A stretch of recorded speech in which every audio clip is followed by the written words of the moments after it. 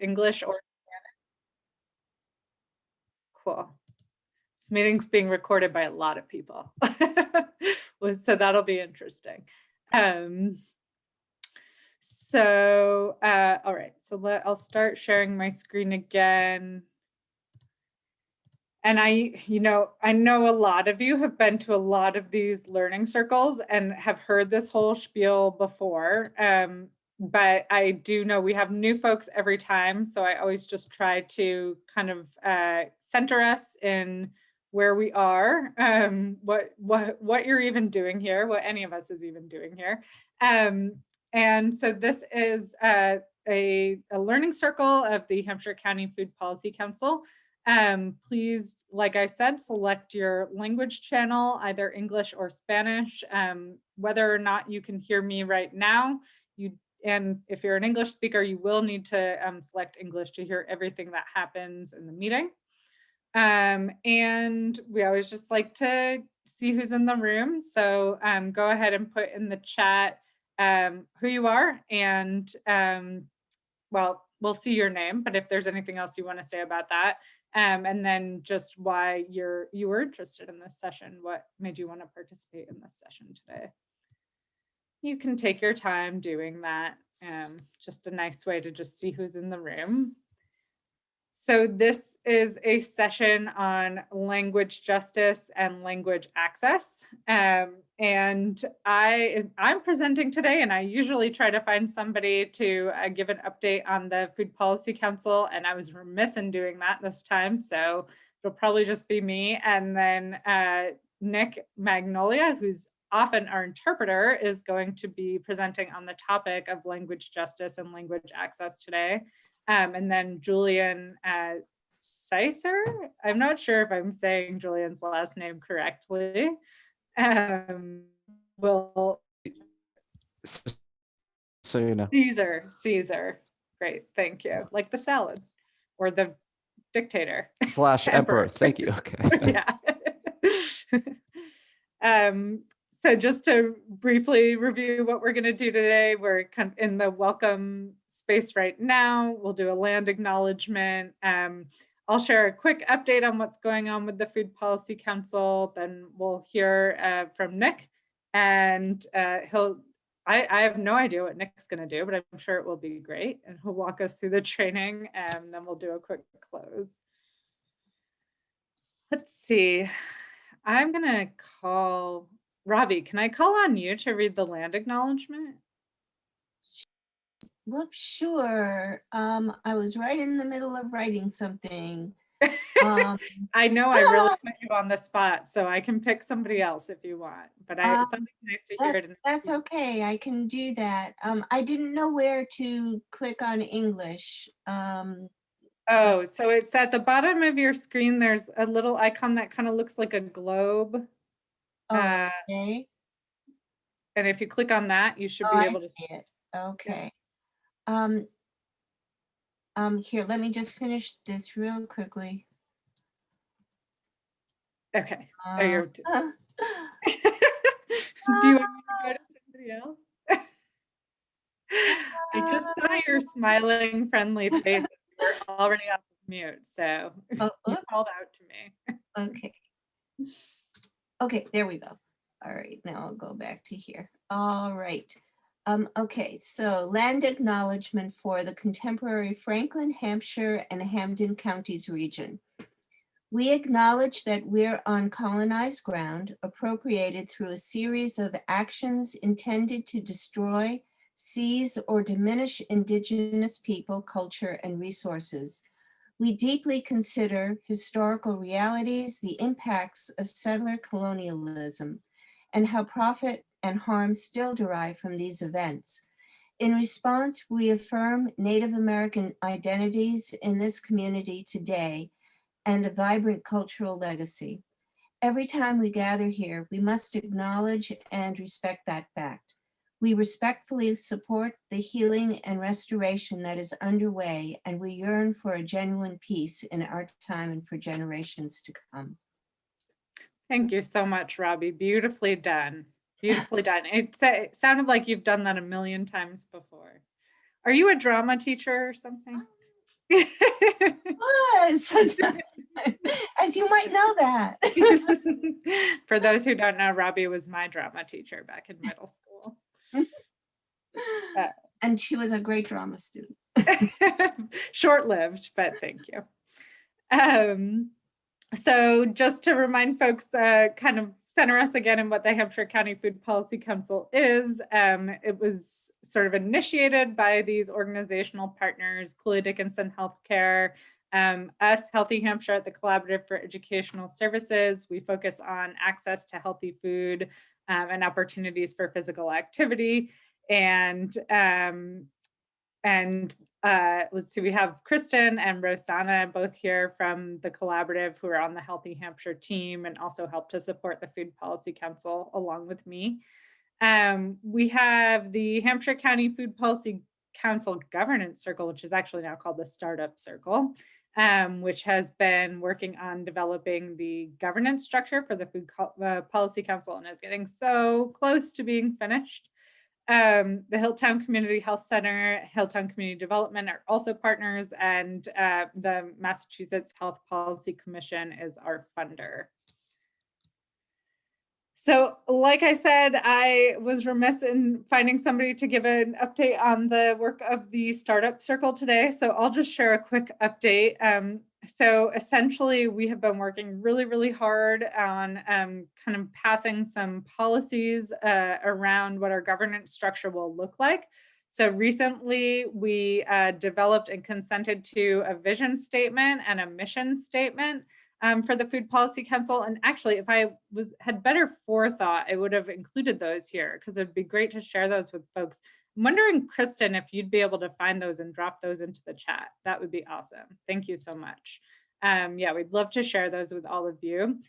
We also consented to our sort of general aims and domains. What are kind of the key areas that the Food Policy Council will be focusing on?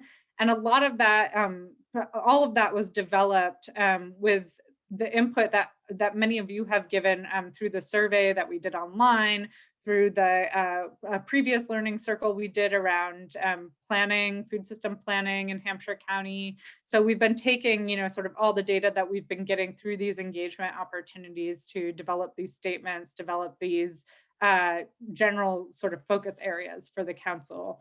And then we also are working on a membership policy. So how do we know who's in and who's out? How do people get invited? Who's able to attend meetings, that kind of thing. And we recently released a request for proposals for anybody who's been involved, whether through these learning circles or the startup circle or came to the information session or basically has engaged with the Food Policy Council at any point, is able to apply for that funding opportunity to take advantage of the council's discretionary budget. And so that's the way that we are administering those funds this year, but it will likely change in future years. So the deadline for that is, I think it's June 24th or thereabouts.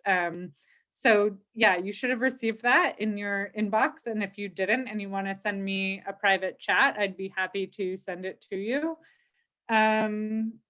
And we're just pretty much trying to figure out at this point, how do we get from where we are now to sort of doing an official launch of this Food Policy Council? So definitely stay tuned because we will be in touch about that shortly, I'm sure. And then for folks who are in this room, I think pretty much all of you have seen this and filled out this survey. But if you haven't, if this is new to you and you'd like to stay in the loop about what's going on with the Food Policy Council, you can go to tinyurl.com/HCFPC survey, and I can put that in the chat in a second. And you can fill out the survey, and that's the best way to get on our email list and also to just share info back with us about what you're interested in, which is what we're all interested in. We all want to come together around the issues that matter to all of us. Okay, I'm going to come back to this about the next June Learning Circle. And I'm going to stop sharing for a second, and I just want to give a hearty thanks to Nick Magnolia for being our presenter today. He is from Proglotto Language Access and Equity. We've been working with him as our interpreter on the Food Policy Council the whole time.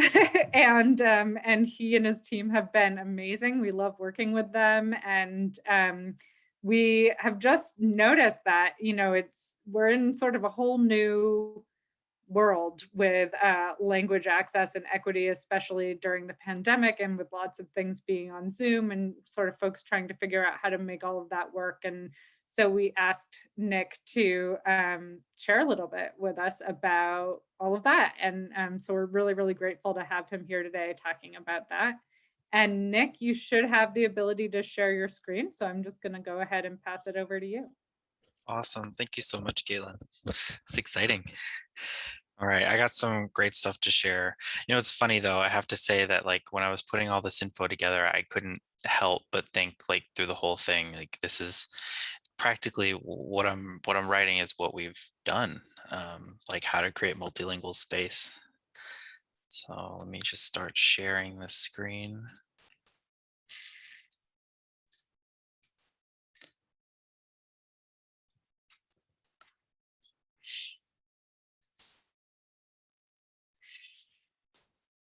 All right.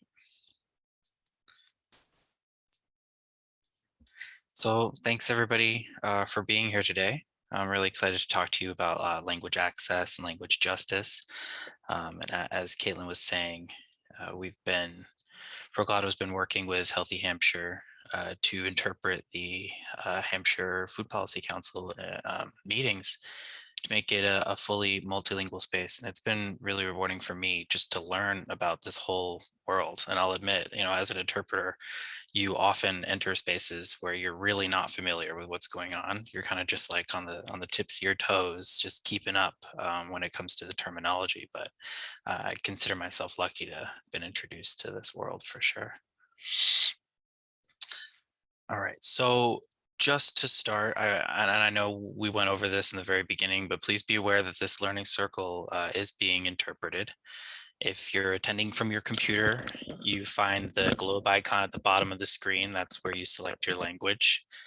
If you're attending from a phone or a tablet, you just have to click the More button at the bottom right. And that's si se está asistiendo desde un celular, uno va a ver una opción al fondo al lado derecho. You definitely want to select a channel so that you understand everything that's said. In case something is said in Spanish and some of you don't speak it, other way around as well. All right, so I'll begin. Well, actually, I'm sorry, I was supposed to tell you a little bit about me. My name is Nick.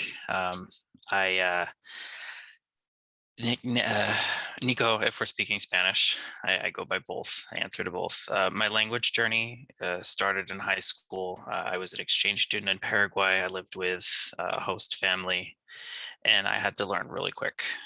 So, fluency came fairly quick, but then like the word learning is an ongoing process for sure. There's always a new word to learn. After coming back, I went on to continue to study language. I got a BA in linguistics and anthropology, really just like studying the intersection of language and culture. And I think I saw somebody in the chat talk about how much language makes you think, and I love that theory. I think it really makes us ponder a lot of things, and, the practices that we have and the language that we use. My full-time job is managing translation and interpretation for the Holyoke Public Schools. So as you can imagine, I stay busy. But I started Proglotto last year around the beginning of the pandemic, after spending nearly a decade working as a freelance translator and interpreter in a variety of fields.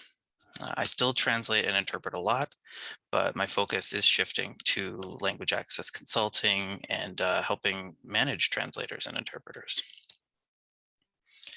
So the plan for today, just as a general outline. I'm going to do a quick 5-minute meditation right after this introduction.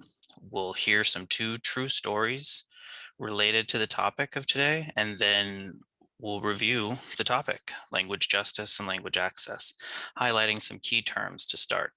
Then we will dive into the 3 main parts of the presentation, which are going over language contact and how to assess need and planning for language access, shifting into the second part, which is really related to understanding what is translation, what is interpretation, how do you go about communicating effectively within a multilingual, multicultural space.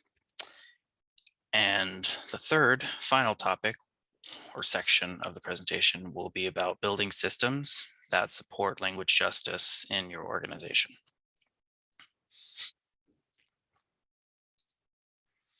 All right, so to open the circle, I want to take us through a 5-minute visual meditation.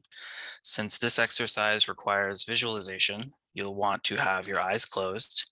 You can do this with your camera on or off. I will set the timer. With your eyes closed, imagine yourself in the middle of nothingness. Nothing around you, only void for as far as you can see. Now, I want you to visualize complete darkness. Try to stay in that darkness, in silence, with nothing around you, all black, and hold it for 1 minute.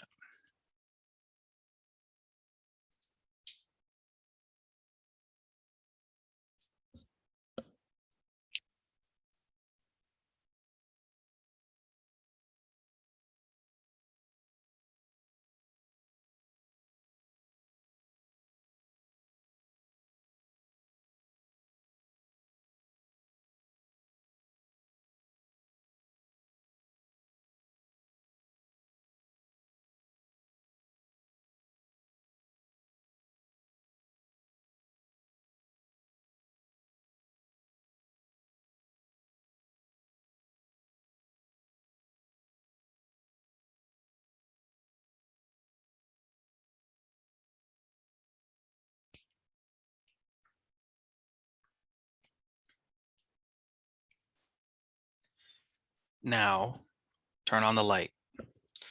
Now I want you to visualize complete illumination. Bright white light.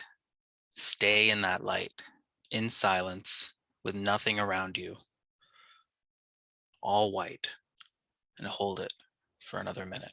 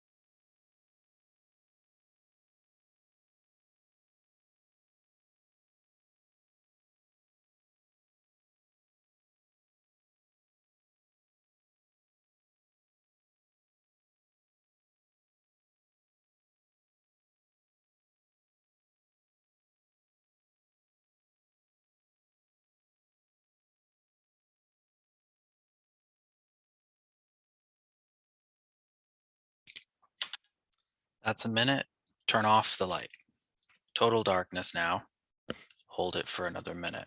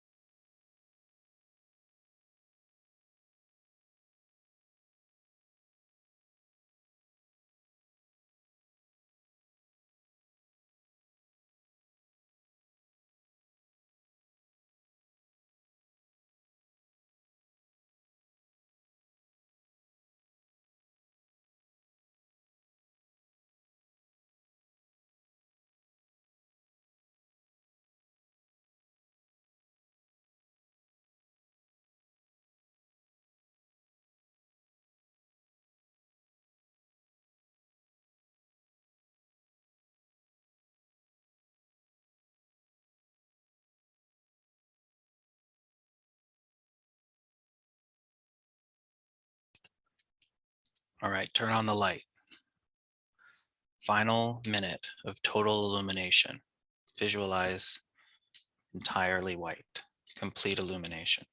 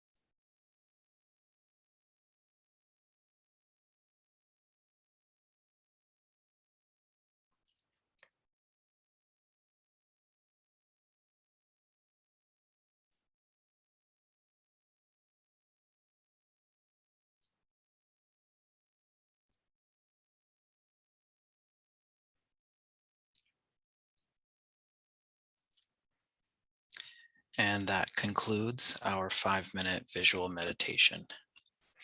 So as you come back, I hope you enjoyed this mental exercise. The intention is to make ourselves more receptive and clear as we digest new information.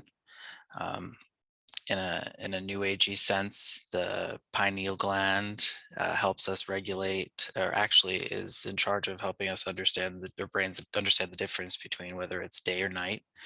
And in the sense of interpreting, we're always living in two worlds. We're going back and forth between these two things. And it's interesting how difficult it can be sometimes to picture that entire complete darkness. It is a concentration exercise. And I'm curious to know how it was for you guys before we move forward.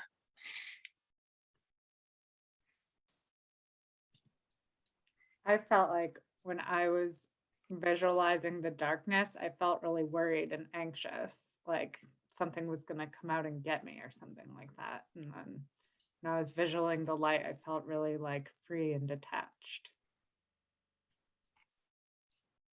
I think it's a very accurate depiction of how our thoughts affect us, right? Awesome. I had the opposite experience. I felt safe in the dark. I could hear sounds. I could sort of feel my heart beating and things happening. And when it was full light, it was like everything blinding. It was blurring out color and everything else. So I didn't like the full light. Interesting. Sounds like you're at home in your deep space. Yeah. Awesome. Well, I'm glad everybody was able to get something out of it. I'm going to shift now into the stories that I was talking about, the 2 true stories. Some of you may have heard of these characters, and unfortunately, I can't do their whole stories complete justice because I could spend hours. But we're going back to 1500s.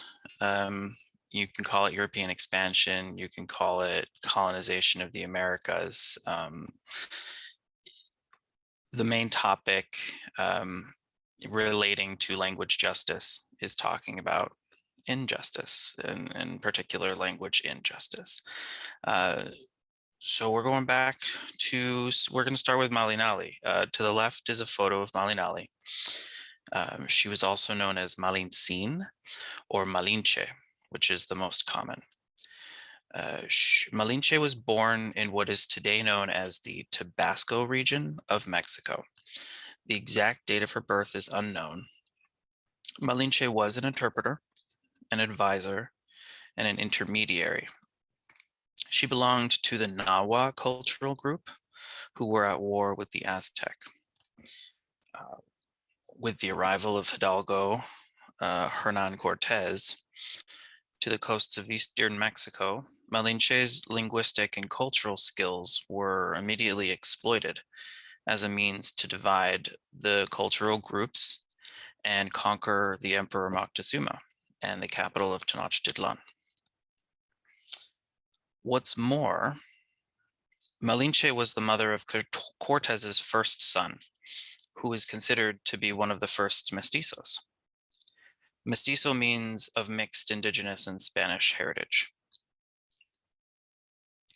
Malinche's story is powerful, and so is her role in the violent clash of language and culture that we know today of as the conquest of the Americas. Even today, Malinche's name actually lives on in the language of the people of Mexico. Malinchista is a term used to refer to somebody who has been disloyal to their country or their compatriots. Powerful person went down with a bad reputation. Number 2, Tisquantum, the figure to the right, who most of you may be familiar with because his story is tied up with the myth of the first Thanksgiving. His birth name was lost to history, but Tisquantum, or Squanto for short, was born and raised in a Pawtucket village in the area that we now know as Plymouth, Massachusetts. One day, with the arrival of French traders from the north, Squanto was kidnapped and taken to Spain and sold to be an exhibit in a living museum.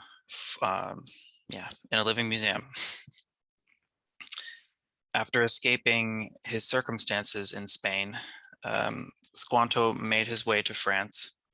He followed the coast, and there he interacted with French farmers and learned techniques for planting. When Squanto finally arrived in England, he found a boat destined for New England and made his way back home to find that his community had been destroyed, his family had died of disease, and that there was now a pilgrim village built over the place where he used to live. It was at this point that he chose his name Tisquantum, which is supposed to mean something like wrath of God in his language. Squanto was angry, and Squanto had a reason to be angry. He took up a career similar to Malinche. He was a war advisor, and he rose to high status. However, despite all of that, he's still mostly known for being the friendly Indian who taught the Puritans to plant corn with a dead fish. And the shocking and amazing irony of all of this is that he learned it in France. These stories, Malinches and Squantos, are saturated with elements of conflict and domination and really highlight the power of language. Imagine all of the intercultural conflict that we have in the world today at a single bottleneck with only one person as the voice for both sides. Unless the interpreter is this completely objective, unbiased human being who's free from society's restraints, their voice may contribute to do harm. So when language comes in contact, worlds collide, and those who have one foot in both worlds take on a conflicting position. And this really just all serves to highlight that the global diversity we celebrate today really has roots in the intersections of power and opposition, and for interpreters, betrayal and trust.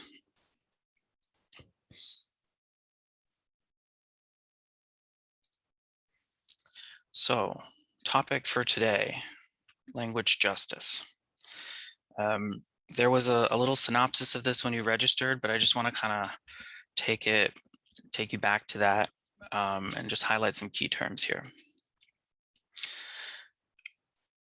Language access is where we start to bring language justice. And language access is diverse groups creating multilingual space, lifting the voices of those who don't speak the dominant language.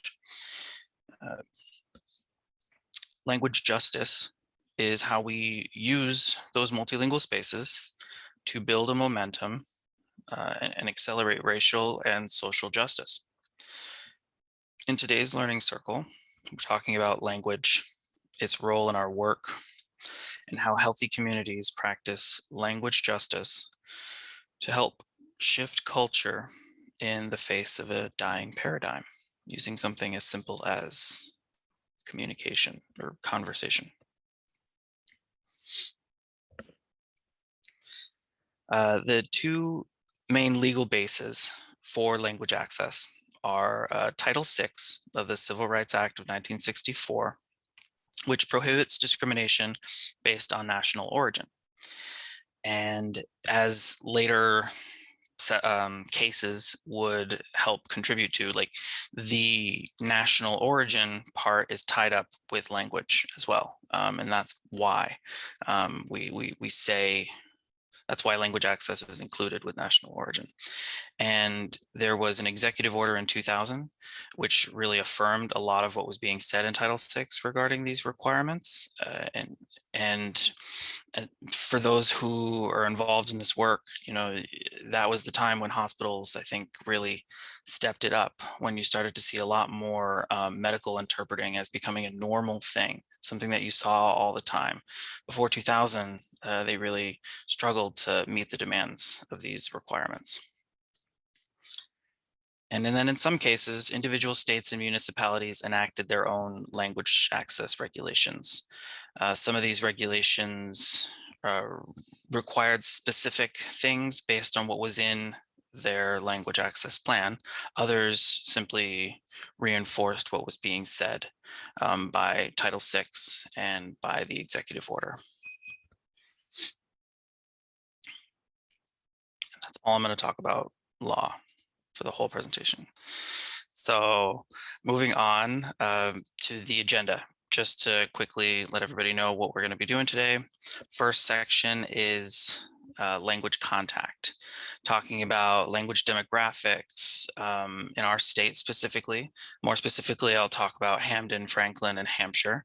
And then we'll go over the 4 factors that are used to determine the scope or level of need that an organization might have in providing language access services. In the second section, we take a closer look at T&I practices, T&I meaning translation and interpretation, and focusing on strategies for communicating effectively in a multilingual and a multicultural space. At the end, we'll go over how to apply a systems mindset to planning for language access and introducing ideas on how to bring language justice to your organization.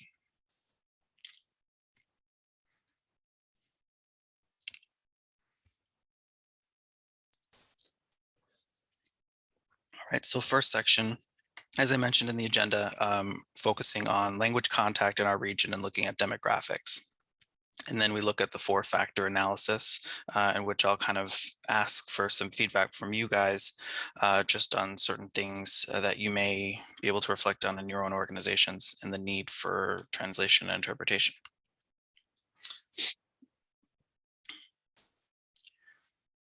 So for this slide, in February of 2019, the City of Boston published a report on the demographic profile of adult limited English speakers in Massachusetts.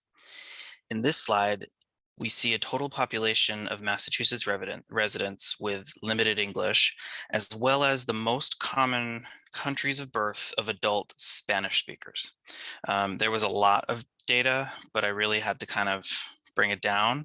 And you know, I chose this scope really to look at because Spanish is the second most common language in the state.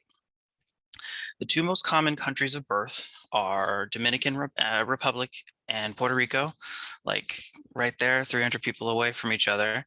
And they're followed by El Salvador, Guatemala, Colombia, Mexico, and Honduras. So that means to say, looking at this, zooming out a little bit, that means to say that the majority of Spanish speakers in Massachusetts are either from Caribbean or Central America, with the exception of Colombia.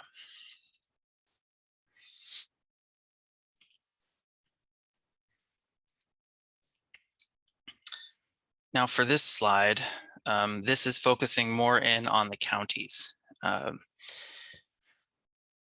As you can see, I mean, the percentages are, they correspond to the amount of population. I mean, we have a lot less LEP individuals, meaning limited English proficiency. Sorry, that's the acronym LEP. We have a lot less in Franklin than we do in Hamden, but we have a greater population in Hamden than we do in Franklin. Interestingly enough, the percentage of limited English speakers in Hamden is a quarter percent of the population. So really, I mean, this all just serves to highlight the need for the work that we're doing and the need for language justice and language access at all levels of our organization, so that we can really improve engagement and tap into engagement with folks who we wouldn't otherwise be engaged with without language access.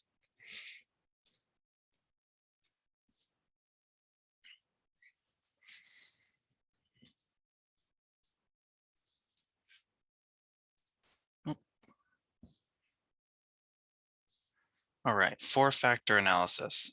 So this is where I'm going to ask for a little bit of feedback just from you guys and your perspectives on really looking at thinking about your organizations and thinking about how we would go about assessing our language access needs. There are 4 factors, as the name suggests. The first one is focused on the number or proportion of persons with limited English proficiency who are eligible to be served or likely to be encountered by the program. This is something that, this is number one, right? This is the first thing that we have to think about when we're thinking about who our stakeholders are. Who are the LEP individuals in our community who we have yet to come in contact with, but we will likely encounter? It's a big question. I remember thinking about this question for Holyoke. Not so hard in the public schools in Holyoke, because the answer is always a lot and the majority of folks. So that's why we do this work. But it might not be so clear in other fields and other areas of work.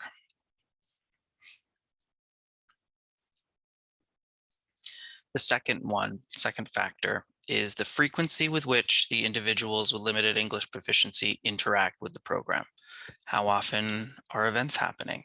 How often are we looking for direct engagement from these LEP stakeholders and LEP community members? If we can capture a number of how many events we would otherwise be looking to have interpretation for, we might have a sense of how much need there really is overall, or at least begin to have a sense of what the need is overall.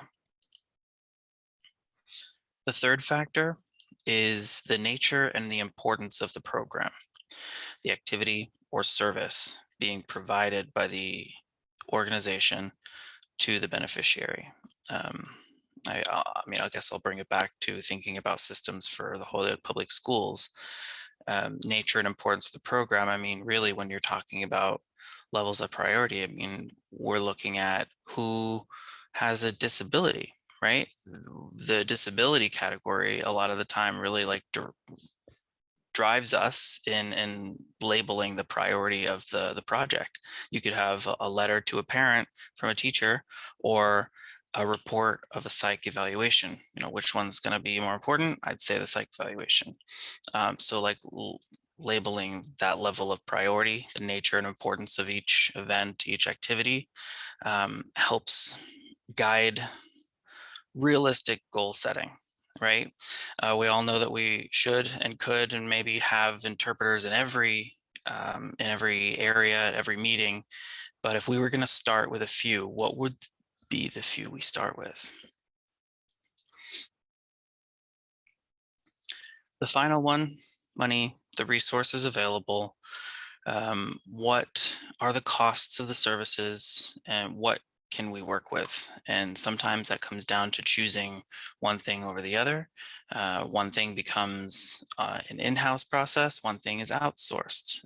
And we'll talk a little bit more about that in later slides.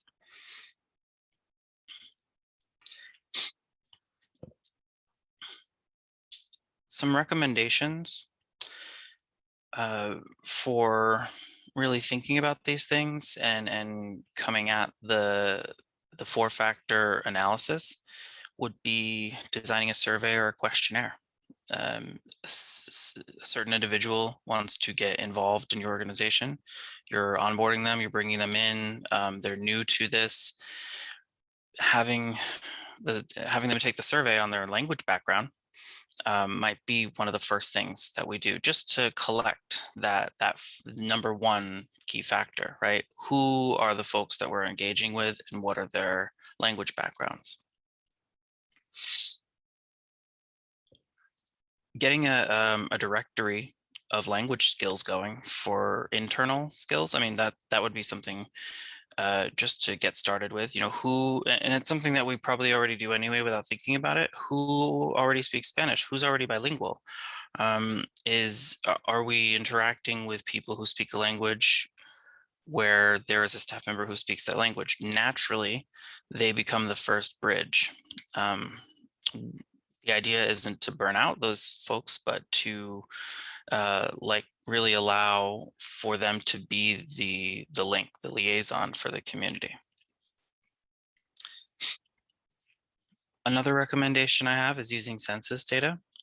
Just knowing who it is in your community that you may otherwise be interacting with in any scenario based on the numbers is important.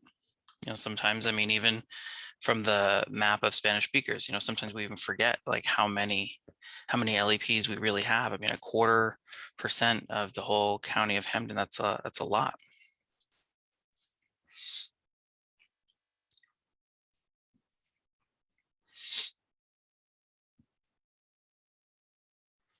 I wanted to give people a chance to digest these 4 factors, and not mandatory, but if you have anything you want to throw out there for your organization and specifically, how you've been able to get the counts on these 4 factors, or what might be missing.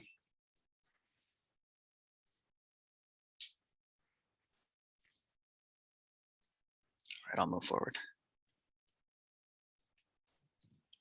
I'll just say, Nick, I think, one of the things that we have thought about is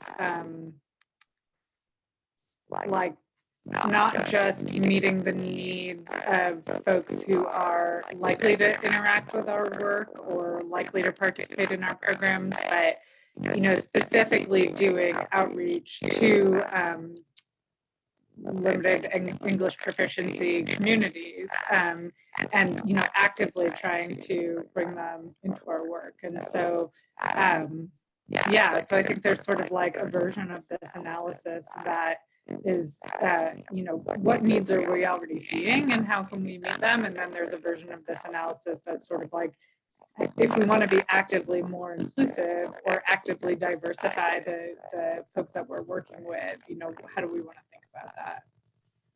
Right.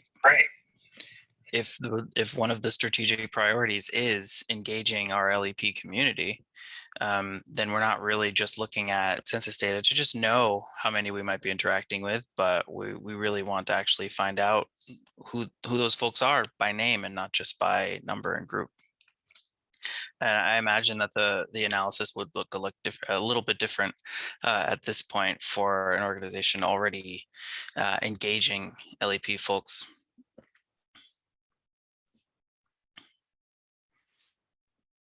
Can people hear me better now? I got Yes. a couple of messages about my audio. Okay, thanks. Yeah, we got robot voice for a second. All right, so the priorities. This is just a little visual snapshot, not really meant to read too closely, but just bringing in what would be the 4 top things for any organization looking to provide more access and get more engagement. We're looking at 4 basic topics. I mean, on the right here, we have our services provided. We have interpretation and translation. The thing about interpretation and translation is that they're always representative of work that's already being done. So if you're having interpretation happening, it's because you have meetings happening. If you have translation happening, it's because things are being written. So that means things are getting done. On a very simple level, sometimes it is it can be clear that something isn't getting done because it's not being translated, if somebody's paying attention to that. On the other side of the priorities is the organizational commitment and the communication strategy. So this is a little bit, this is different. This is more, this is planning. This is goal setting. So if we continually have to be providing these services, that means that there are going to be times when it's not going to work, and we're going to have to be getting feedback. So you scheduled an interpreter for a meeting, they didn't show up for the meeting. How are you supposed to make sure that that doesn't happen again, right? Who are you supposed to be contacting? So like there needs to be this whole organizational level commitment to making sure that things run smoothly, right? You don't, and this has happened in the schools, right? Oh, well, I tried it that one time and it didn't work, and then I just didn't do it ever again. And it's like, okay, let's try again and let's get it going, and we'll learn it the right way so that we, and let me know if there's something that's happening, right? Like getting that feedback is so important to making sure that these systems run smoothly. Putting out translations using a term that we thought was perfectly fine, that turns out that like every time we wrote that term, somebody who read it was like, I don't know what they're trying to say with this. And just focusing on that and creating ways for us to hear back. There's this kind of invisible nature of translation where you can be making everything that's being said, everything is being communicated available in that other language. But if you don't speak it, you're kind of blind to it. You don't even know. And then somebody, you really do need to have somebody come to you and say, like, by the way, that word was used in a vulgar way, but I know you guys didn't mean to, or that was a term that wasn't ideal for that kind of thing. And if it's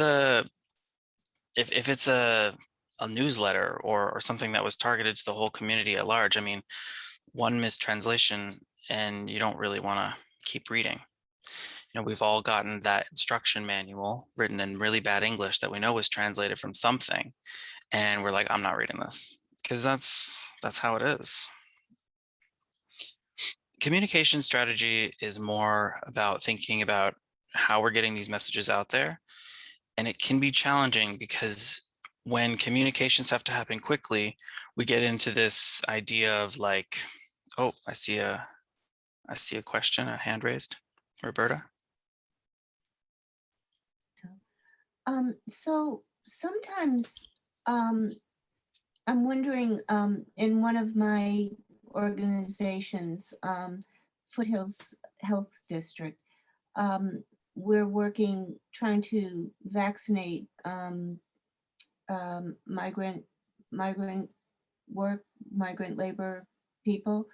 And I'm not sure that that some of the people in, especially Whately, and in the case of West Hampton, in some cases, you're talking about invisibility. In even another case, there is even awareness that we could get people to be translators, or how to find people to translate, because it was difficult to get people to be vaccinated. And this was a difficulty. This was, we were running up, I don't know if this was not me in my personal case, but I know we talked about this in a meeting, that that it was a problem, that was a barrier. And just even, finding translators was, just the finding of them didn't even come up. So yeah.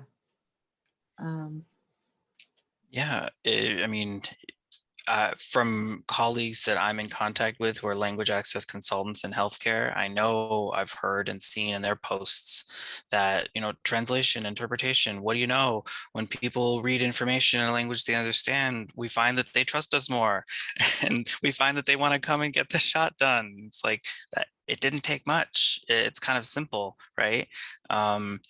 The real trick is, who are we going to? Who's supposed to be getting this done? We can't depend on the one bilingual nurse or clinician. So what are we doing? What's the plan? We're definitely here to discuss more about that for sure. And the communication strategy, that's just about the internal external stuff. So really, it's kind of like what you're saying. It's like, okay, if we're gonna do all of our written translation, we're probably gonna need help with all of the oral stuff, or verbal interpreting of information. So even if we can handle it amongst ourselves to get all our documents translated, let's really think about getting another person, somebody who we're hiring to come for this time to help us with this thing.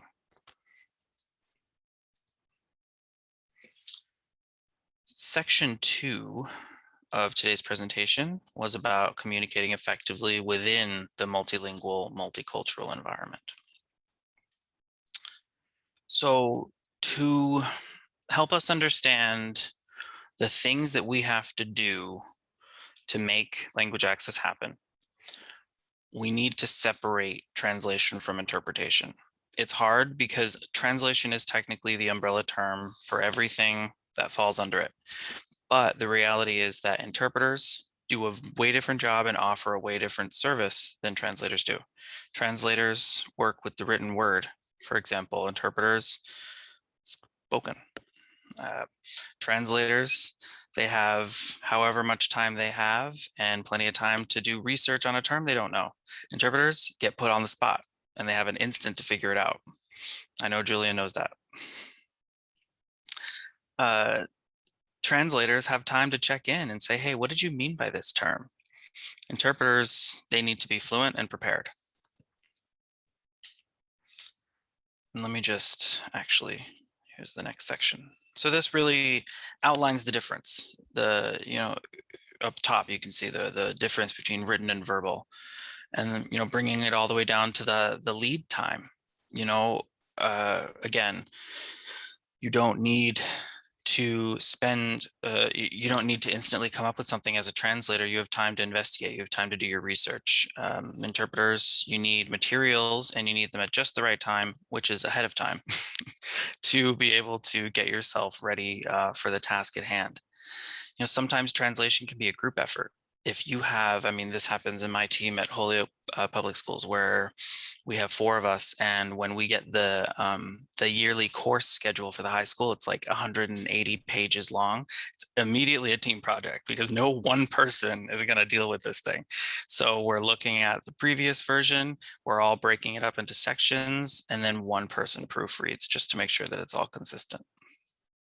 But the interpreter, if it's a less than an hour meeting, could be on their own or in teams. And that's the ideal scenario. And it was what I wanted to model for you today, but I couldn't find a second interpreter. Really, the ideal scenario is to have the two and to have them switch back and forth between 15 to 20 minutes. Because after 30 minutes, studies show that the interpreter's brain really starts to melt. And before you know it, you're saying things you don't even know you're saying anymore, just because of exhaustion. Are there any questions about this one? Oh, one thing I didn't mention was translators charged by word and interpreters charged by hour. Yeah, if a translator is charging you by hour, think about it, because they could say that they spent so many hours doing something. You never really know, but the only thing that can be quantified is how many words there were to translate. And considering that the word is the main task of the translator, it makes sense to build by word. I think this is also the reason why most organizations choose to do translation in-house, just because it's a pain to have to keep track of words, and then to have to tell somebody, oh, make that shorter so it's better for translation. It doesn't, you don't cut information out so that it's more affordable. So really, in-house translation, as I've seen, tends to be the ideal solution. Are there any questions on this one? Separating translation from interpretation. Was this new to anybody? Or has everybody heard about this one before? My son's a translator, so it's not. Interpretation was new to me. I mean, that's not what he does. He's a complet. He has a doctorate in complet, and he teaches at Holy Cross. He teaches Italian, and he does translation work. But the whole interpretation versus translation, that's very new to me. And I have seen him, he's very fluent in Italian and French and fairly fluent in Spanish. But I don't think that I have seen him interpret before, and that's very interesting. I don't think that I have seen him be with someone, who is speaking Italian to me and have him interpret. Mm-hmm. So that's very, very interesting to me, and that makes a lot of sense. That's very clear. Thank you. Yeah, of course. It is interesting when you learn about that, because translation studies, it is housed under complet. And what is complet but comparing written literature? So they're all, I mean, it's fascinating because I've met some people who studied translation studies, and sometimes your biggest project is retranslating something that's been done a few times just to make it relevant for a different audience. And if you're taking texts that are like 500 years old, making them relevant for the present, I mean, that is the magic of a written translator for sure. But you wouldn't necessarily want them interpreting a meeting, because they haven't developed, there's this kind of like rapid decision-making process that interpreters have to have, that you just don't need to compare literature. Yeah. Thank you. It's fascinating. Yeah, of course.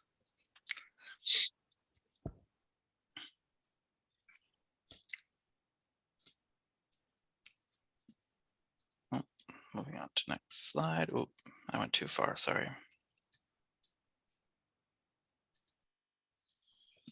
Oh, no, I didn't. 5-minute break. So let's take a break. We'll give our interpreter a chance to rest so I don't overdo it. And I'll see you all back here at 2:09.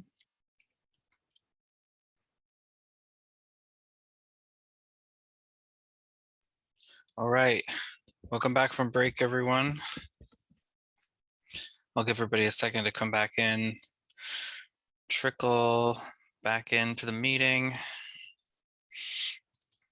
Hope we all got some time to reset.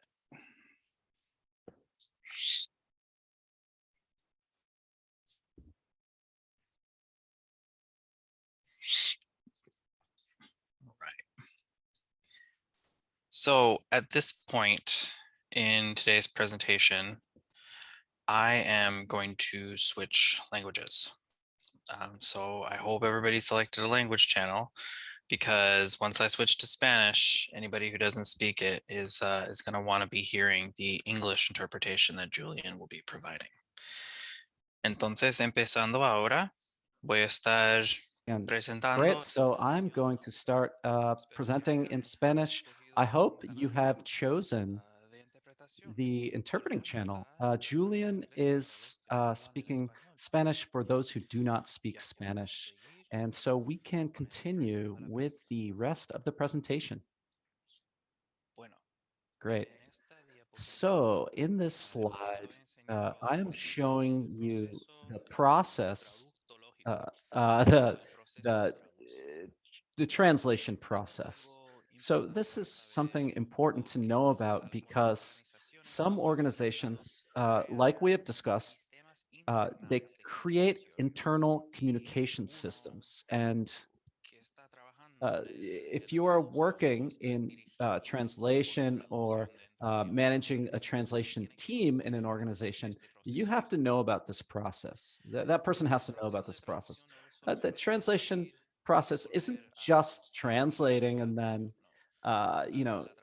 coming back to the translation, translation requires a specialized attention from people who are very detail oriented. So first of all, you have to start with the assignment, assigning uh, the the translation to someone who has time, who's available to translate the document.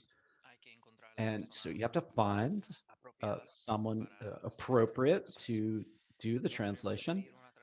Uh, you can't ask someone to translate something who doesn't have knowledge about the content of the document. The next process is the actual translation. The translator must be aware of, has to understand what the document is trying to say, and has to find in the other language, in the target language, the meaning, the most precise equivalent meaning. And look at what we love about language is that there are so many ways of saying things. So sometimes a word can, be translated better in a certain context. So the work of the translator is to find what is the best translation, translated word. What is the best equivalent? Not, oh yeah, it's a pretty good word. It's no, that's the word. That's correct. That's what that's how the translator chooses which word. So proofreading has to be done well. Um, the translator has to understand why the decision was made to use a particular word. So, what is the reason for choosing one word over another? Quality control is something that's done by the project supervisor.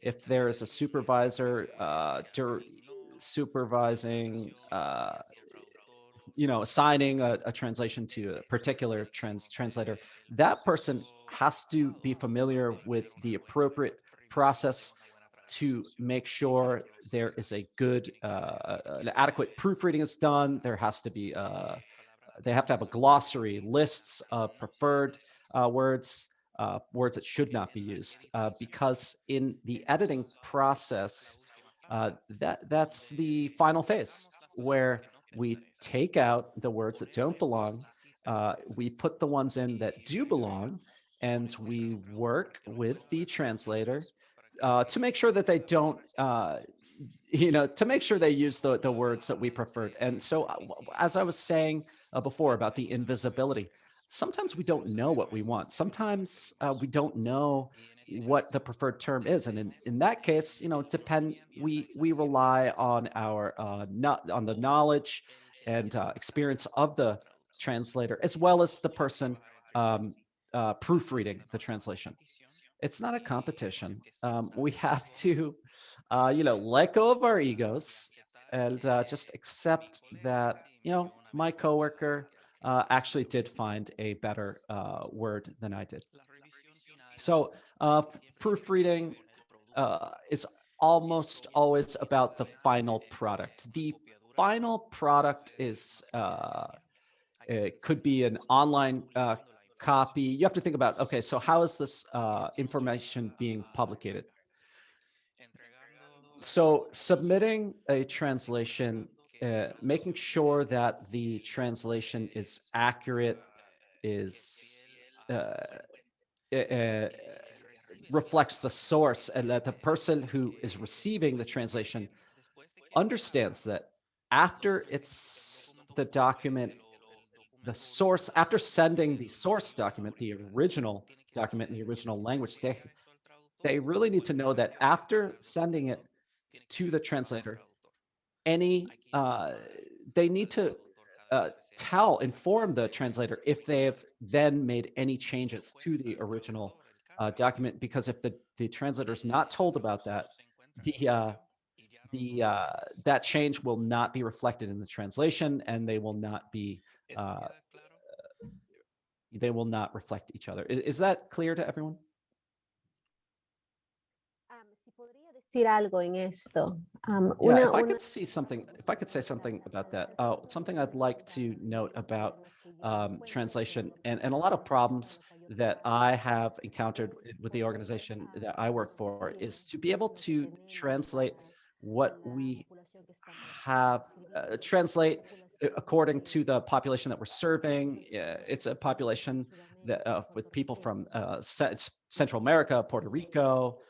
Um, so the barrier that I find is being able to find some, something in common, so common vocabulary for different populations of people, because Spanish varies uh, between these three populations.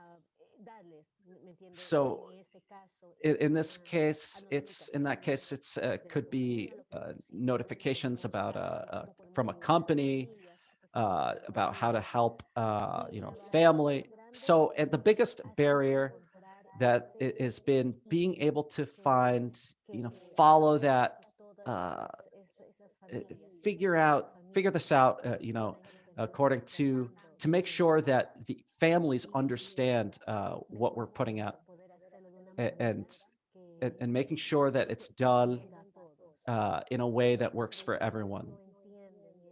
What Yeah, you can't just set a timeline. "Yeah, I'm going to do this. I'm going to dedicate 1 or 2 hours." No, no, no. Um, so really, what you have to think about, what are they trying to communicate? What is the subject? It's not a farm we have in Greenfield, Massachusetts. The topics are really, oh no, it is a farm, and the topics are specific to this farm. The terms, it's a small farm, but uh, people, there's just how can we make this language relevant for the thousands of people working on small farms? How's it going to be relevant? How are they going to be able to immerse themselves in and be able to communicate? So yeah, you have to think about, what you're sharing, what you're communicating. I would love if there were more people who understood the process. What is translation? And not even talking about translating, not even talking about the process of interpreting. Yeah, yeah, in having to think on their feet and communicate. It's covering a lot of topics. Sometimes that can be forgot about. How does an interpreter and a translator, they just don't always keep these things in mind, and to exercise, to really be detail oriented about this and careful, or just, depending on Google translating. And, yeah, and they just say, no, no, don't worry about it. It's Google Translate says it's right. No, you really have to have more respect for the language and how you're communicating other people. Thanks, Nick. Well, thank you, Johanna, for that, for that, and thank you for sharing. I'm happy that it really resonates, and also, you know, you were talking about some really important points, and so that's the way it is. That's almost always true. If we don't value the language, if we don't value how difficult it is, producing a good written text, or a a good verbal, presentation. If we don't value that, we're not going to understand. We're not going to value, what goes into that, or what goes into, interpreting the language. So switching between one world and another constantly, from one to the other, it's possible. If someone can do it, if they get used to it, but we're, it's, there have to be, it has to do, you really need the commitment on the part of an entire organization, not just one person. Your coworkers, your friends, they really need to understand how much time it takes to do this work so that they can plan accordingly. You know, 3 years still, I'm working in the schools, and I still tell the same thing to my coworkers. Look, you can't send this back to me the same day. You can't hand it in the same day that I need it. And they know, but it takes time. So we're working in a world that's somewhat invisible, and it's sometimes it's our work to make it more visible. So, and sometimes really the translators have to really address themselves, look at themselves as their own bosses. It's strange that let me put it another way. Um, I never thought that I was going to have to tell my boss, as my boss, uh, working as a translator. But it's true. If she doesn't know something about something that I'm doing, for her, what I'm doing is like magical. It doesn't even exist. How do I tell her what I need if she doesn't understand what I do? And so that's kind of the idea, the idea. Understanding that there's a process. The process, let's say at least, if we say to our coworkers, look at this letter, look at this chart, and every time, you know, making sure they know that, making sure that how much time is really necessary to translate a specific chart or document.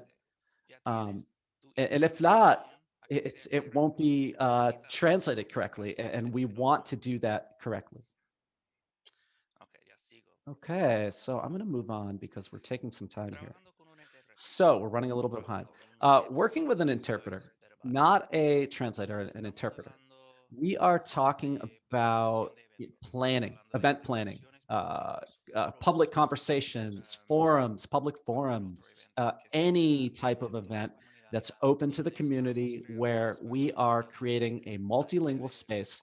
There has to be a commitment from early on, right from the get-go, at the event, uh, planning well beforehand, well before the event, for making sure the community has time to register for the presentation, and as to let them know we're doing this in Spanish. We're trying to connect with Spanish speakers, and we need to know that sometimes the connection's not there, the trust isn't there.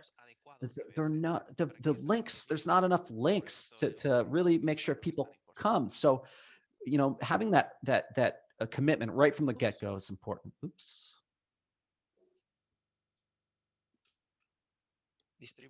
So distributing materials. How the interpreter, when they call me to do an assignment, and after I say yes, I'm available, but I'd say, well, I'd like materials. I need materials. Do you have a glossary? Do you have a list of words?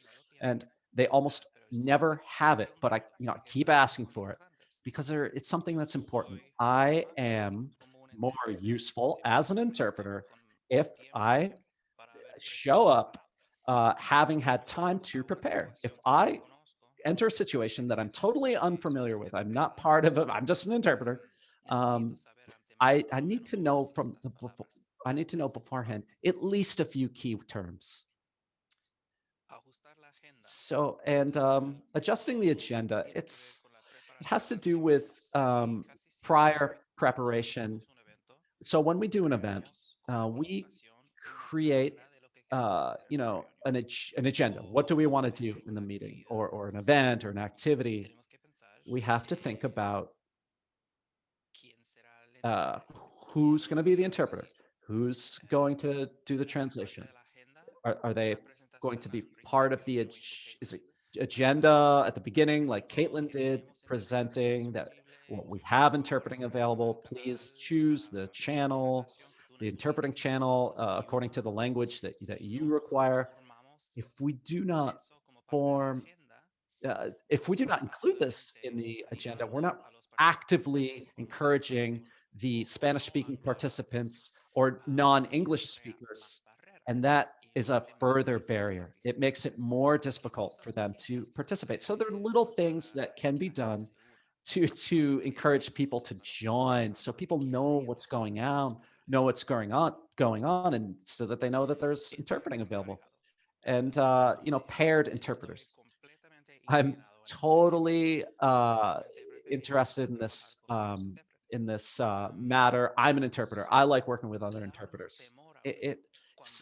You get a little scared when you show up at a meeting and they say, this meeting might go, half an hour over, and you're the only interpreter. And so suddenly you have to interpret for 2 hours. It's like torture.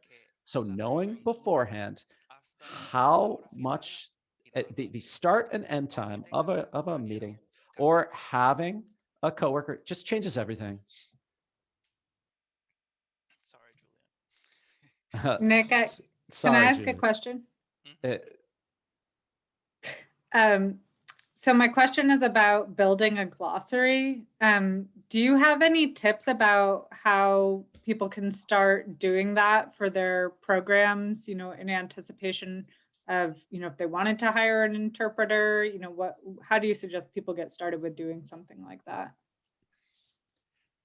Okay, la pregunta era So the question was help with creating glossaries and how to find interpreters. Did I understand correctly? No, not well. Maybe some people want to know how to find interpreters, but I was more just asking about, maybe people are thinking, oh, maybe I should start building a glossary for my program so that when I do want to hire an interpreter, we have that ready to go. So just about how you get started, how somebody could get started with building that glossary. Claro, muy buena pregunta, Yeah, perdón. great question. Sorry, I didn't understand right away. So creating a simple process, it's better to, you really have to be very specific about creating the glossary, because we do not want redundant words that you might find in any bilingual glossary. In an organizational glossary, what we want above everything are the words, the pronouns, the proper nouns. They are the most important thing, because they're names that sometimes, don't follow the regular rules. The interpreter has to know that term, because it's not going to be the same as any other term. So, and on top of that, a good glossary has 3 columns. In the first column, it's English. Second column, it's the target language. In the third column, as you say in English, the parts of speech. I think there's another term in Spanish, but I'm talking about if the word is a verb, adjective, noun, because sometimes in your glossary, a word might appear, but in verb and noun form, but we don't want to confuse people who are using the glossary to always include it regardless of whether it's a verb, adjective, or noun. So that's just a start. Thank you. Claro. Yes, of course. El número 5 de... So number 5, how to work with an interpreter. You always have to make sure the interpreter's doing a good job using the third example, the third person. For example, take a moment. I want to make sure that the interpreter is it gives a thumbs up. You want to say, oh, interpreter, thumbs up, to make sure everything's all set. So the interpreter, can the interpreter give me a thumbs up? I do not see the interpreter. There he is. What I want you to see throughout all of this is that don't talk directly to the interpreter, because the interpreter is not speaking for himself. He's speaking for me. So in order to not make their job torture, you have to refer to the interpreter in the third person. How is the interpreter? Is the interpreter doing well? Does the interpreter need a break? So, like that.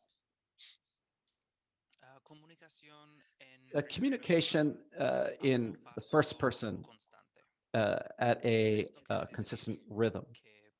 So, a pace rather. So that means when I'm speaking with someone here that does not speak my language, that does not mean that I'm speaking with the interpreter. If I'm talking to you, for example, if I say, Pat, if I'm talking to you, but you only speak French, but you have your French interpreter, I can talk to you directly. I do not have to use an interpreter to talk. And that's the idea, because that's the respect that we want to give to people who use interpreters. If we are talking about a deaf person, someone who can't hear, and using a sign language interpreter, we're not looking at the signing. We're looking at the person's face, at their eyes.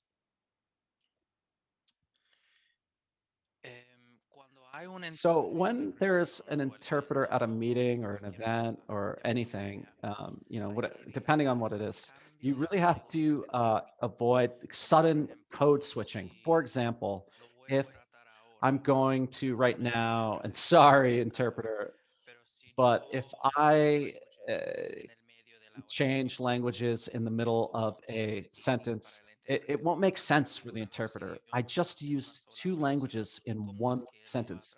How are they going to know what to interpret? I don't even know what I just did. I'm I'm uh, I'm deaf to what he's doing. They're invisible for me. So if I switch languages quickly, it doesn't give my interpreter. You have to give the interpreter the time to follow what's going on to be able to interpret. And communicating problems. As I was saying earlier, you always have to look for feedback, comments for the people who are on the receiving end of the interpreting, and how it could be improved. It could be done with a questionnaire, or after each meeting, whatever.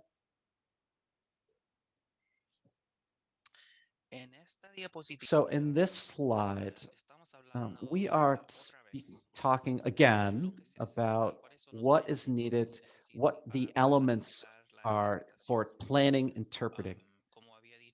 Like I'd said earlier, when we are talking about event planning, we are always talking about interpreting. Can someone here tell me at what point in the planning does written translation take place?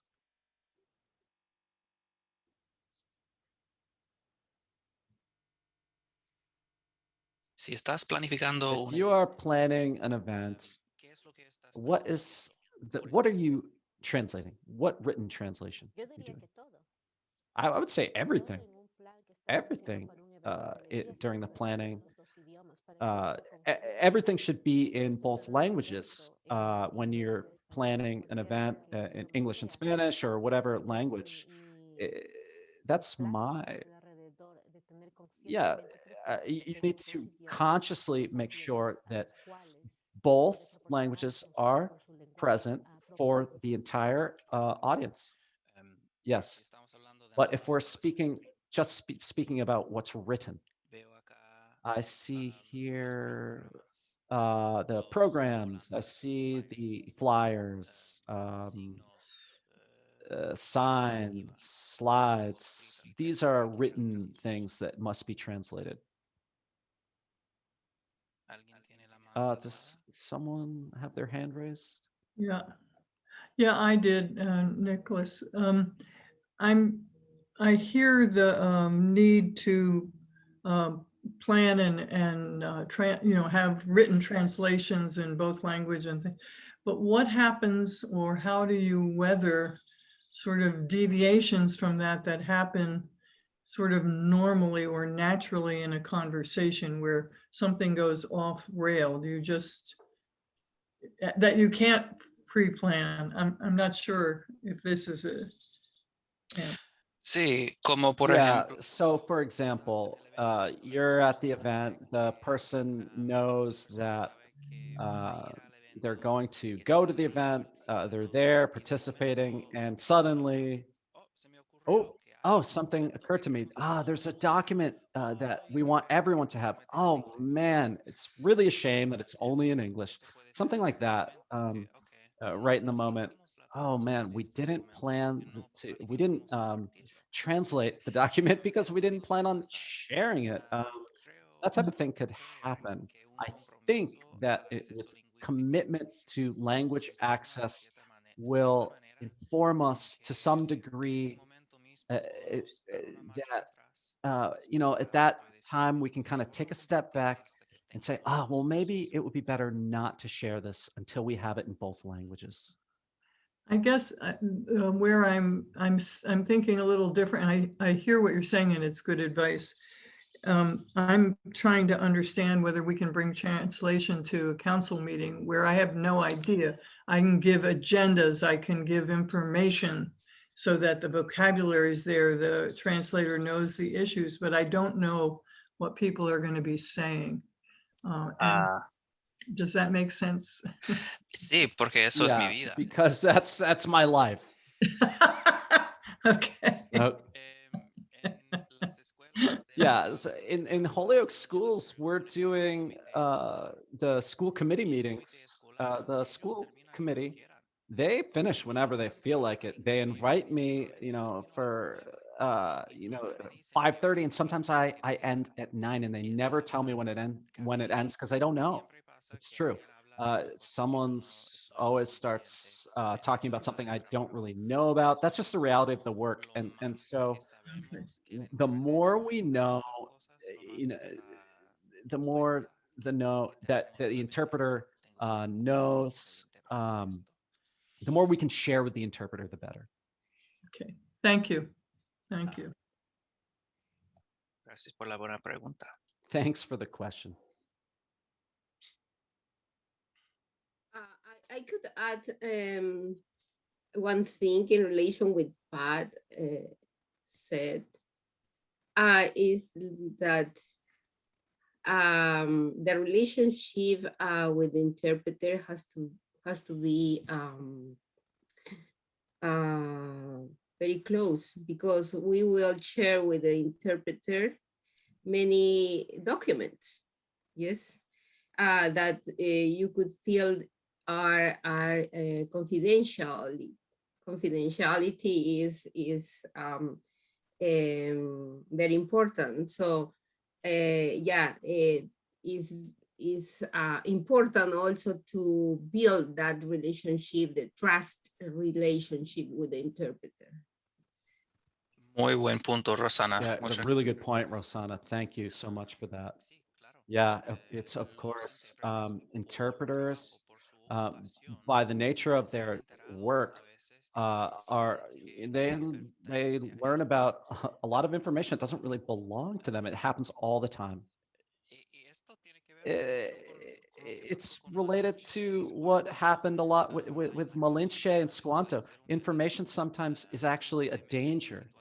You get involved in situations that you really don't want to be involved in, and I know it's something that happens. And interpreters, a lot of the time, let's say in a medical situation, the interpreter is there and says, everything I say is in confidential. Everything that's said here, because of privacy laws, medical privacy laws, et cetera, et cetera.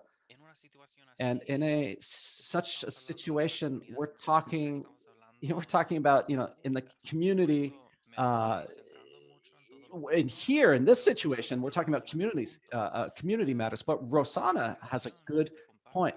An organization that shares a very confidential document with you has to trust that person that they're not going to share it or use that information for any reason other than for translating. Great point, Rosanna. Yeah, the last thing I wanted to say before moving on from this slide was about the facilitation dynamics. I just wanted to say that so changing the language dominance is something I just showed by showing, I wanted to show that by switching languages halfway through the presentation, sometimes in planning an event, you have to think about what is the dominant language. I don't like saying it. It sounds a little strange. It's true, but it's the reality. We sometimes have to decide what is the main language of the meeting to know what other languages we need to provide or how to configure the whole environment to assist with other languages. You know, this, we could say this this meeting is bilingual and we can just do the whole thing in both languages, and then so not everyone would be able to participate. And the reality is that the dominance, the dominant language in this presentation today is English. We can do it in reverse, but we still need interpreting. And also, creating consistency in how you organize the slide information in English and Spanish is important for consistent access. So there's consistent access, understanding to promote trust. And so through these slides, there really just needs to be consistency. If Spanish comes first, Spanish should always come first. It shouldn't be, on this slide just to show Spanish and then the next slide is, the dominant language. It's not like that. Make a decision. What's the dominant language? If we are creating a totally equal space with no language dominance, we're talking about a meeting where everyone needs to be bilingual. Nick, I have a question about slides. Something that I assume that I also see you doing here is that when a meeting's being simultaneously interpreted, the best practice is to have both languages on the slide at the same time. Is that a good assumption that I'm making? Yes, absolutely. Yeah, see, yes. Oh, okay. Keeping you on your toes, Julian. Thank you very much to the interpreter for being so flexible. Yeah, that is definitely the general guidance. That's what I tell people at the schools, everybody at the schools who are producing slides for all families. All families means all LEP families. Because Holyoke is so special, we only have to think about Spanish, and that's the reality. But some bigger places like Springfield, I mean, they've got to be prepared for Vietnamese. They got to be prepared for Haitian Creole. It's a whole thing. I did a presentation recently for the Boston City Council. They're holding elections, and they did a trilingual slide deck, and it was top to bottom, beginning to end, all in 3 languages. And I was impressed because you don't often see that. And then conversely, if we were using consecutive interpretation, would it be a better practice to do like the dominant language followed by the secondary language or something like that? Yeah, like if you're hosting an event and you know that English speakers are going to be there, but you're not sure how many Spanish speakers, could be that maybe better to make the slide in English with Spanish consistently below it italicized, like I've modeled here. Something that helps you differentiate and kind of like lets your eyes zoom in on only a specific kind of font. Before you know it, you're only looking at a part of the slide.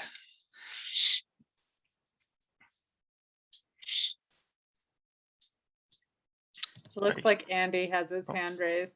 Andy? Yeah, I put a question in the chat. What about the speed of speaking? Is it better for the first speaker to slow down or speak at a natural pace, even if it's very fast? Right. Yeah. The pace. So what I usually tell people when I'm the interpreter is, because people are going to talk how they talk. Like, somebody can start a presentation saying, I'm going to speak just the right tone at just the right speed, but like, it doesn't matter. Like, they will always end up speaking the tone and speed that they usually speak at. So the truth is, interpreters have to get used to offering regular reminders. But yeah, the speaker can, what do I say? I usually tell people, just focus on speaking slightly slower than you usually speak, just so that you're a little bit more conscious about what you're saying and you can bring it down. Um, the one thing I would say when it comes to the pace, sometimes it's impossible to tell somebody to slow down. Like this Boston City Council, I mean, they were literally timing them. So like, it was hopeless. I was never going to be able to get them to slow down. But oh, where was I going with this? Oh, I lost it. Anyway, oh man, we're trying to get them to slow down, but sometimes they can't. Oh, right. And the reality is that interpreters, we're pretty good. Like, when somebody is speaking naturally, and when I'm saying naturally, I mean not reading off of a script or not reading anything. When they're just speaking what they know, it's really easy to interpret them, because you actually like sense the difference as an interpreter. You can tell when somebody is speaking, I don't want to say from the heart, but like speaking with full intention, really understanding what it is they're saying, versus somebody who is just reading something. Like, the difference is amazing, and it is impossible to read for somebody or interpret for somebody who is reading. It's just impossible. You cannot keep up. Your ability to hear me while I ramble on these words that I'm seeing, I mean, it's like, it's just not fair, the situation. So I guess that would be the one tip I give to people, is instead of trying to speak slow, focus on speaking based on what you know, not what you have in front of you. Because you could end up speaking in a scattered way, and not even be able to be any use to the person asking the question than if you had just like answered, like I said, from the heart with intention. Speaking of that, if I can ask a follow-up, my impression is that it's about the words. It's also about the inflection. Like, aren't you in a way impersonating the person you're translating for or interpreting for? I mean, That is true. I hope, I don't know, I didn't hear it, but I would assume that there are parts where my intonation changed, and it was also reflected in the interpretation. I also imagine that there were points where I went way too fast, and because the interpreter's memory is always like 5 to 10 seconds behind what's being said, if something wasn't able to occur to the interpreter in that moment, you do kind of have to like move on. And over time, I feel like it makes your voice like more monotone, because you're so focused on that memory aspect, you like forget to intonate. But if you ever hear that in your interpreter, that would be a sign, right? If they're like trying to push everything out without focusing on how it's said.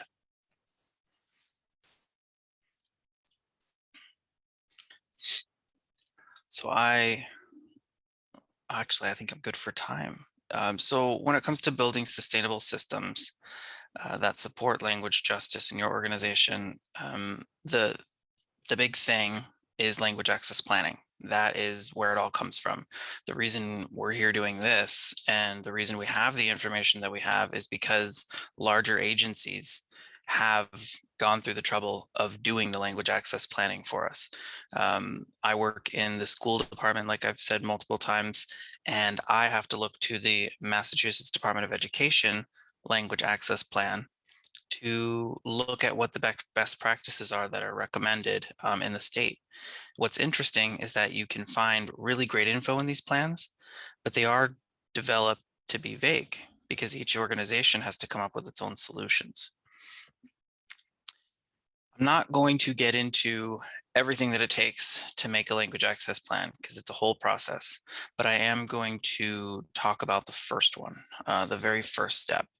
And this kind of does have to do with even some questions that were mentioned before. I think there was something that was said just about like just how to just like get started and like getting the interpreters available and knowing when to send them and where. That's all part of the first phase, which is creating immediate access. You know, when you see a need, you don't come in and say, okay, let's develop a plan around this. You provide the service, you get the service out, and then you collect the information later. That's really what I'm trying to say with this one. And I'll go into it further in the next slide. Oops. So yeah, if we're talking about, if we're in the first phase in our organization and we know we don't have a language access plan, but we may be under an agency who has one, like the Department of Public Health also has a language access plan, we would look to the nearest federal and state funded agency that has a language access plan for ideas on how we should plan language access in our organization. And that's always, it comes down to the 4-factor analysis of identifying languages that are spoken. If we know what the languages of our stakeholders are, then we can proceed to find those services. But without even that basic info, we can't move forward. Access to on-demand telephonic interpreters and in-person interpreters. This means to say, if, in a perfect world, actually, I won't even say that because this is how we're doing it at the schools right now. If we have a set staff member list of people who you go to get interpretation for your meeting. If that person doesn't show up, there's a backup option. You call in the telephonic interpreter line, you get a person who you don't know who they are, what time zone they're in, and they have a hard, it's not, people have a lot of issues with like language line. If some of you have worked with agencies that have had language line or telephonic interpretation lines, it is tough because you're having somebody join in who has no idea what's going on and they're really limited in their ability to understand and help you. But if you use that tool right, it can save the day when the interpreter didn't show up. Not that it's okay for the interpreter not to show up. And the last one is to develop relationship with other agencies. So, you don't want to put all of your eggs in one basket, say, because then when you desperately need the help and there's nobody available, it's like, well, who else do we know is like the first question, right? Who else do we know? Who else do we work with? And that kind of addresses that question, right? What other relationships do we have in place that will help us assure that our LEP participants have full access? This is all part of the plan, like I said from the last slide. This is just the first step, creating immediate access. Oops. The steps after that come the development of the plan, using the plan as a tool, and monitoring it and evaluating it and making sure that it accurately reflects the system that we've put in place.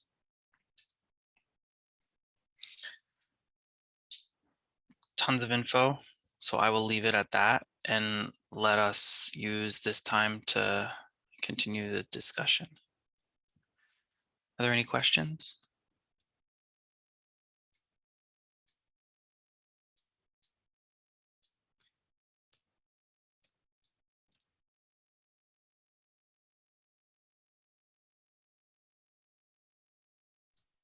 Nick, could you talk a little bit about the relevance of, I guess, what I call cultural interpretation and translation? What is your experience with that? And you mentioned that you're translating for Holyoke Public Schools. So anything that you've encountered that would have to do more with cultural relevance in translation and interpretation? Yeah, totally. So one of the first things that I can think of, and I'm not the cultural expert, English is my native language, but when it comes down to it, right, the interpreter is the person in the middle who helps mitigate cultural differences. If you're coming at it from the linguistic perspective, it really comes down to making sure that what's said is said in a way that would be said in that country, like knowing your audience.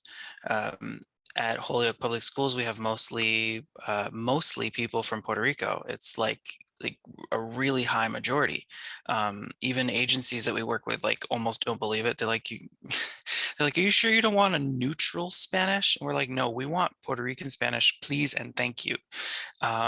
And that's really what I think of when you ask this question. So if I'm translating a document and I know who my audience is and I know where they're coming from, I'm not looking at Argentina's community development program to get information or ideas on how to properly word something for my Central American audience. No, I'm going to look at somewhere in Central America or the Caribbean to get an idea of what terms that I want to use. And it's amazing because people who don't understand the complexity of the language variety in Spanish really can get tricked into thinking that there exists this thing called neutral Spanish. And it doesn't really exist. It exists like neutral English exists. It's just whichever one is more powerful. Like that's really, and American English is more powerful. That's why it's the neutral English. So it's not, there really is no truly neutral Spanish.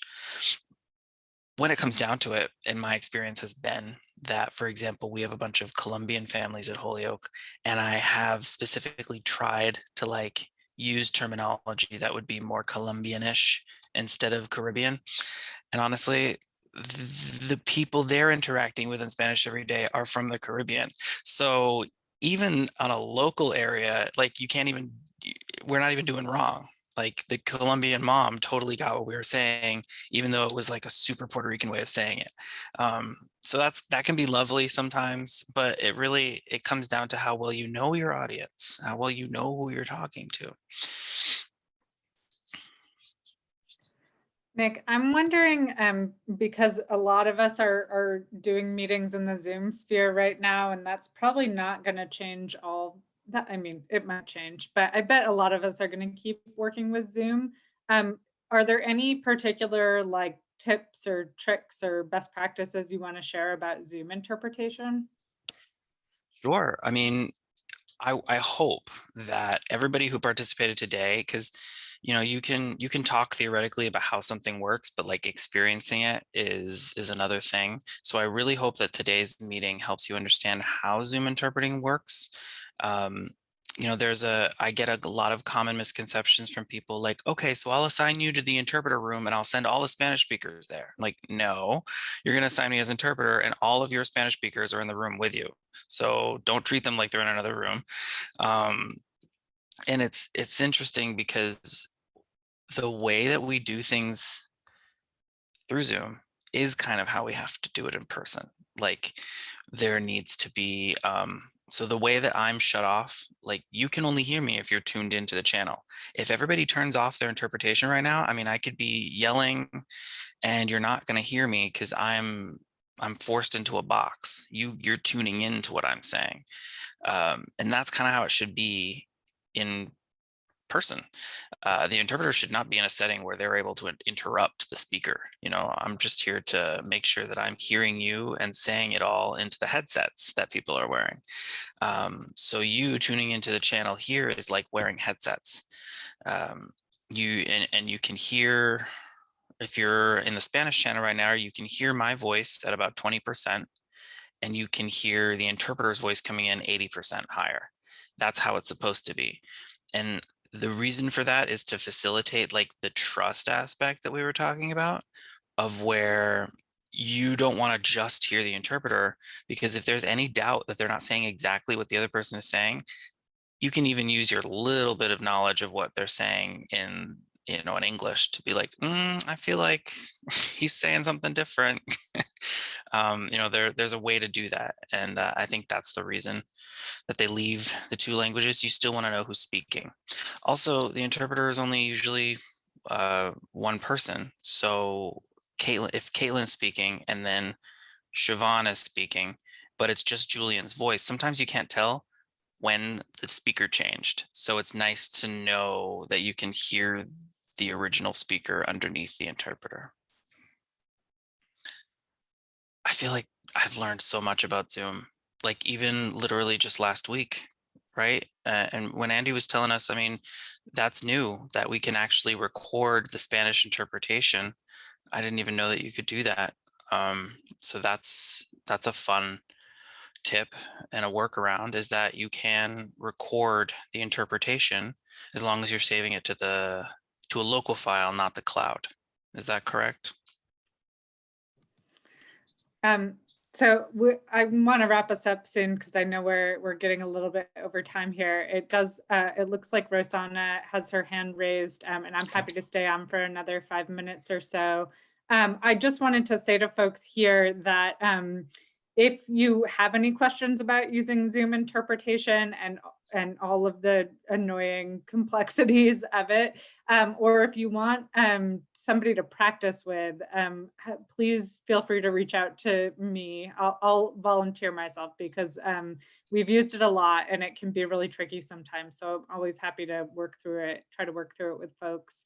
And then I also just wanted to remind folks that our learning circles are the final Tuesday of the month from 1 to 3 p.m.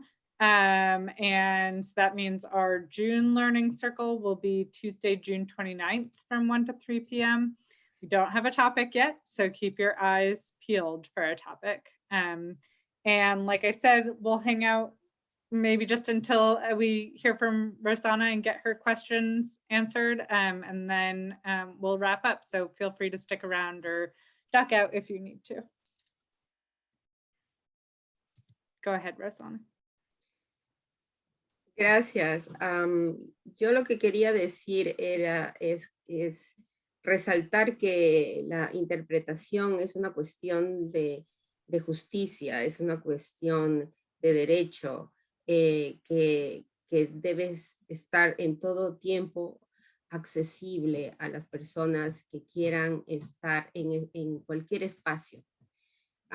Y Rosanna, también, sorry, can I pause you? We're hearing you in Spanish and we're not hearing English interpretation. So I don't know if it's you on it's the channel you're on or the channel the interpreter's on.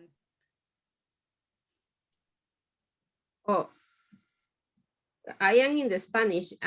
Julián, ¿tú me estás escuchando?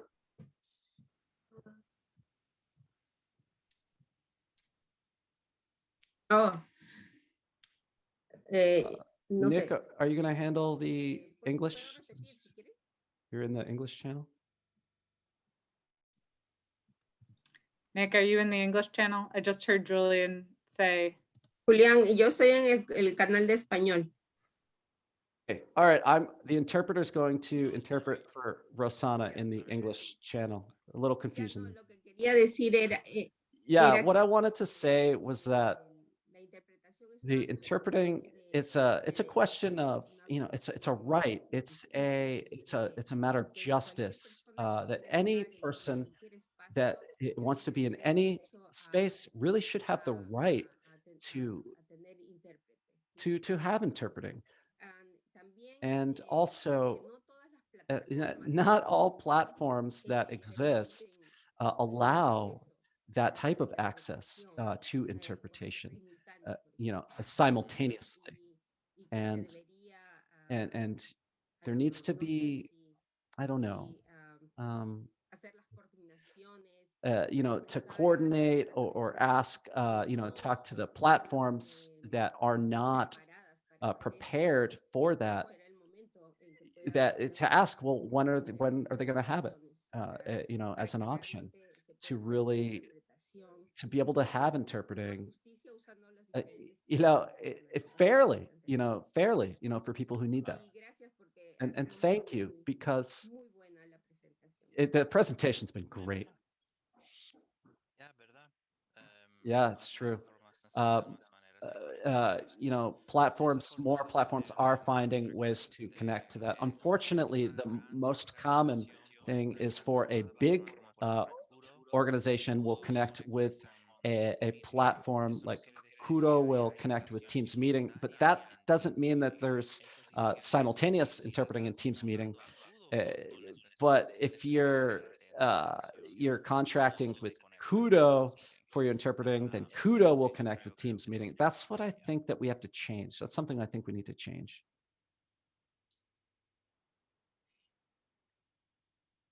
Awesome. Well, thank you so much, Nick. I saw so many comments in the chat from folks saying that they learned a lot today. So thank you for a really informative presentation. And thanks to everyone else for joining us. And for the few who stuck around, thanks for sticking around with us for 5 more minutes or so.